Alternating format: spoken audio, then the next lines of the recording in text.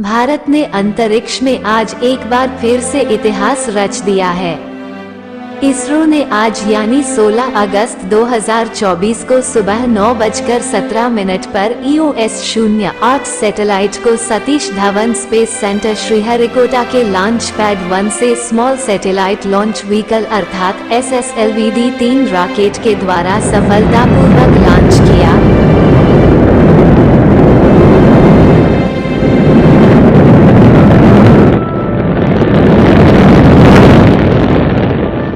इस रॉकेट के अंदर एक और छोटा सैटेलाइट SR-0 डेमोसेट भी था, जिसे पैसेंजर सैटेलाइट की तरह छोड़ा गया।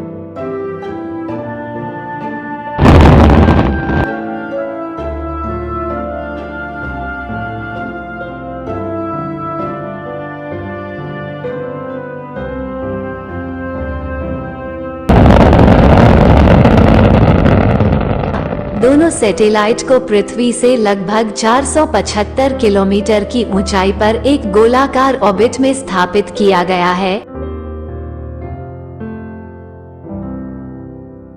यह SSLV रॉकेट का तीसरा सफल लॉन्चिंग था, इसलिए इसे D3 अर्थात डेमोन्स्ट्रेशन 3 नाम दिया गया। SSLV रॉकेट का यूज मिनी तथा माइक्रो और नैनो सैटेलाइट को लॉन्च करने में किया जाता है। इस रॉकेट से 500 किलोग्राम तक की सैटेलाइट को धरती से 500 किलोमीटर से नीचे या फिर 300 किलोग्राम तक की सैटेलाइट को सन सिंक्रोनस ऑर्बिट में भेज सकते हैं। SSLV रॉकेट की लंबाई 34 मीटर तथा इसका व्यास 2 मीटर है तथा इसका वजन 120 टन तक होता है। अतः इस रॉकेट से छोटे सैटेलाइट को लॉन्च करने में बहुत कम खर्च आता है। EOS-08 सैटेलाइट पर 3 पेलोड लगे हैं। पहला पेलोड है EOIR अर्थात इलेक्ट्रो ऑप्टिकल इंफ्रारेड पेलोड, दूसरा GNSSR अर्थात global navigation satellite system reflectometry payload और तीसरा पेलोड है SIGINT डोसीमीटर।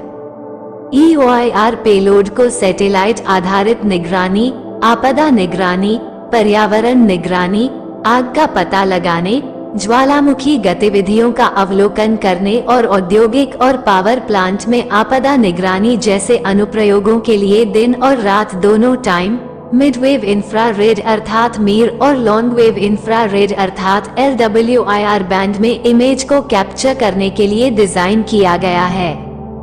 GNSSR पेलोड को महासागरों की सतह पर वायु तथा मृदा नमी का आकलन करने, हिमालयी क्षेत्र में क्रायोस्फीयर अध्ययन करने, बाढ़ का पता लगाने और अंतर्देशीय जल निकायों का पता लगाने जैसे अनुप्रयोगों के लिए GNSSR आधारित रिमोट सेंसिंग का उपयोग किया जाएगा।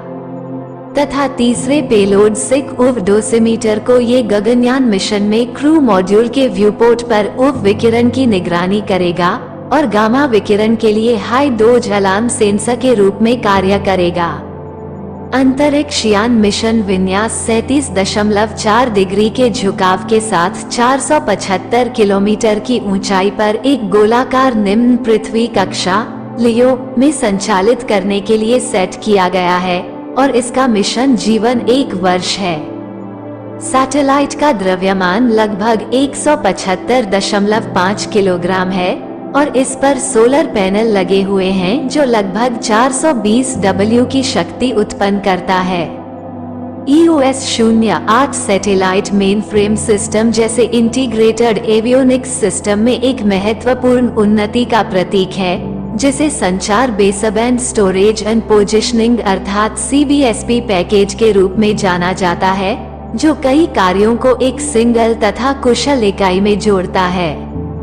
ये system commercial of the shelf अर्थात COTS घटकों और मूल्यांकन बोर्डों का उपयोग करके कोल्ड रिडंडेंट सिस्टम के साथ डिजाइन किया गया है, जो 400 गीगाबिट तक डेटा स्टोरेज कर सकता है।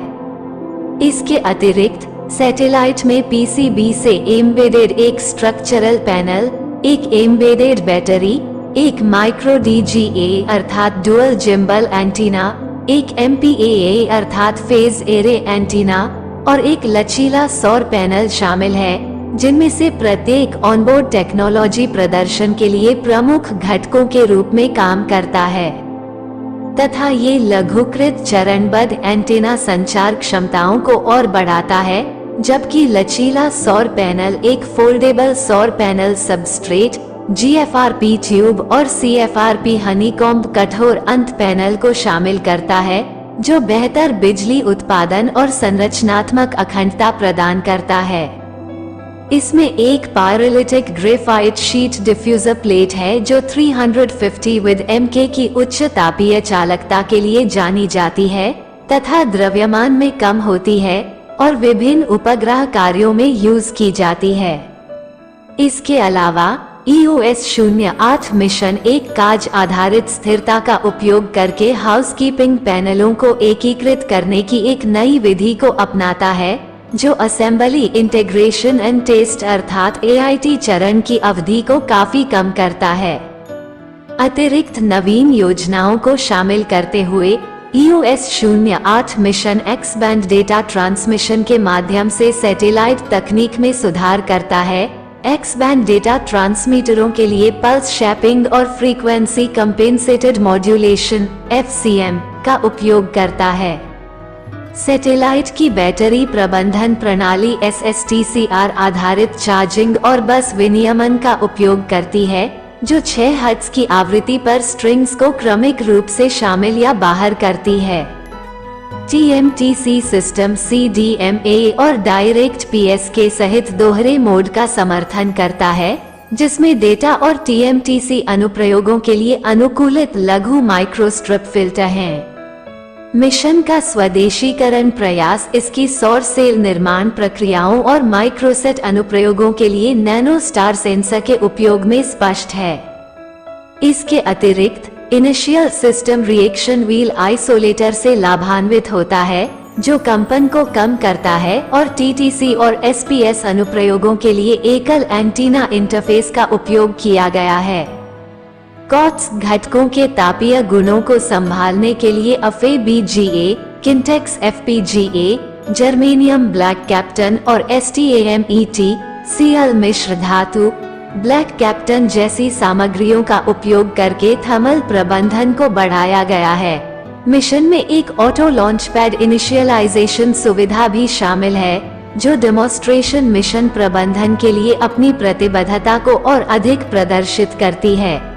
अगर आप एक भारतीय हैं तो इसरो की इस सफलता के लिए वीडियो को लाइक तथा चैनल को सब्सक्राइब करें। जय हिंद, जय भारत।